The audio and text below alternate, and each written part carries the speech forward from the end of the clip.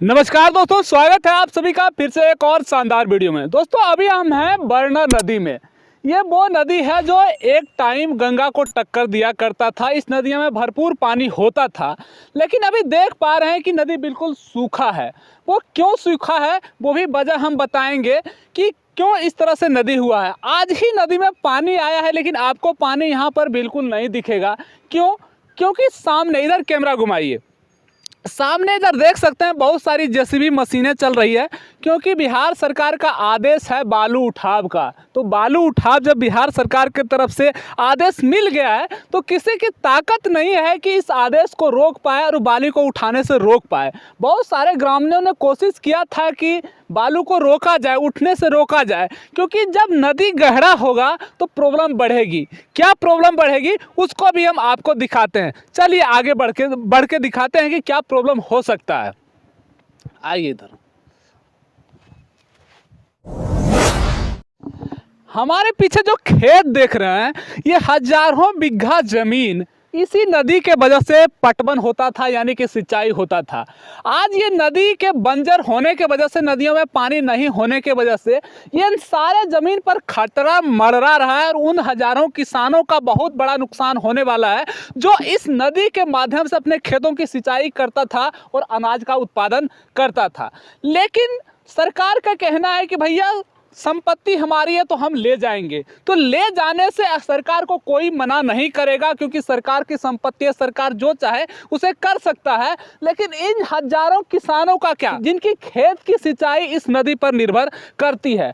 ऐसे कई सारे गांव हैं जो इसी नदी के माध्यम से पटवन करता था। आज जब नदियां गहरी होती जा रही है, नदियों में पानी का लेयर गिरता जा रहा है, तो हालात इतना बिगड़ता जा रहा है कि बहुत सारे किसान सोचने पर मजबूर हैं कि आगे का हमारे सिंचाई का कार्य कैसे होगा, क्योंकि नदियों में अब पानी आता ही नहीं और लगातार पानी का जो लेयर है नीचे गिरता ही जा रहा है और उसकी वजह है वो बालू उठाव का कार्य। बालू का उठाव का कार्य जो उस टाइम था, शुरुआत में जो किया जाना था वो नदी के एक साइड था, लेकिन धीरे धीरे बढ़ता गया और अब लगभग पूरे नदी फैल ही गया है और ये चीज़ें बढ़ता ही गया। ग्रामीणों ने विरोध किया, लेकिन सुनने का कोई फायदा नहीं, किसी का कुछ भी सुना नहीं जा रहा है। तो अब सरकार बालू उठाव कराए, इससे कोई फर्क नहीं पड़ता, लेकिन इन किसानों के बारे में भी सोचना जरूरी है। किसानों का जीविका इन नदियों पर निर्भर करता है। चलिए हम फिर नदियों की तरफ ही बढ़ते हैं और बालू उठाव के कुछ कार्य को देखते हैं कि बालू कितना गहरा उठाया जा रहा है, किन किन चीज़ों को किस तरह से किया जा रहा है।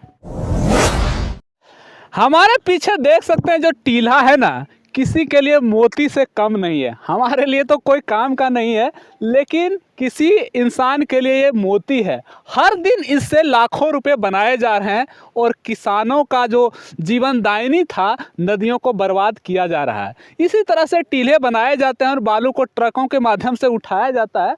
और देख सकते हैं यहाँ पर जो सड़क बनाने का कार्य होता है, जैसे ताड़ के पत्ते से बनाया जाता है जिस पर गाड़ियाँ चलती है। तो यहाँ पर गाड़ियाँ चलने के लिए सड़कें बनाई जाएगी, इस तरह से गड्ढे किए जाते हैं, या ज़मीन के ऊपर भी, यानी कि बालू के ऊपर भी इसी तरह से ताड़ के पत्ते बिछा करके इस पर गाड़ियाँ चलाया जाता है। और पानी देख सकते हैं, पानी ऊपर तो नहीं, इतना गड्ढा करने के बाद भी आपको कहीं पानी नहीं दिख रहा है। तो आप सब जितने भी लोग वीडियो को देख रहे हैं, कमेंट करके बताएं कि सरकार के ये जो कार्य है किसको किस तरह से करना चाहिए, कि क्या किसानों की ज़मीन को इस तरह से बंजर करना सही है या गलत है। अगर किसान के ज़मीन में जो पानी जाता था उस नदियों को इस तरह से बर्बाद किया जा रहा है, इस तरह से लगातार बालू उठाव कार्य किया जा रहा है, तो क्या किसानों को इसके लिए कुछ व्यवस्था दिया जा रहा है सरकार के द्वारा?